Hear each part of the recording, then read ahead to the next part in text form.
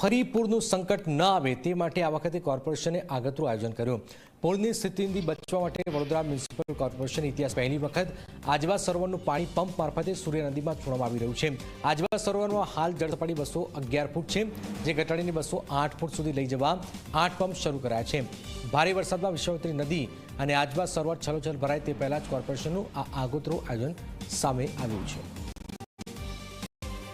વડોદરામાં ગત ચોમાસામાં પૂર આવ્યું હતું, તેનાથી સબક લઈને કોર્પોરેશન તંત્ર દ્વારા આગોતરું આયોજન કરવામાં આવ્યું છે અને આપ જોઈ શકો છો કઈ રીતના આજવા સરોવરમાં પંપ મૂકીને સરોવરનું પાણી સૂર્ય નદીમાં ઠાલવવામાં આવી રહ્યું છે। કુલ 14 જેટલા પંપ મૂકવામાં આવ્યા છે, તેમાંથી 8 પંપમાંથી જે પાણી છે તે સીધું જ સૂર્ય નદીમાં ઠાલવવામાં આવી રહ્યું છે। કોર્પોરેશનના પદાધિકારીઓ અને અધિકારીઓ દ્વારા જે છે તે મશીનનું બટન દબાવીને પાણી છોડવામાં આવ્યું છે।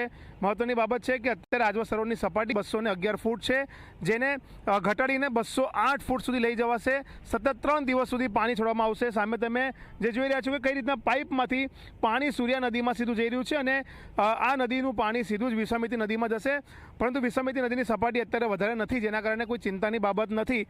જે રીતના વાત કરવામાં આવે તો દર કલાકે 16,800 ક્યુબિક મીટર પાણી અત્યારે છોડવામાં આવી રહ્યું છે અને વડોદરા શહેરમાં પૂરની પરિસ્થિતિનું નિર્માણ ન થાય અને શહેરીજનો પર પૂરનું સંકટ ઊભું ન થાય તે માટે કોર્પોરેશને આ આગોતરું આયોજન કર્યું છે, જે ખરેખર પ્રશંસાને પાત્ર છે।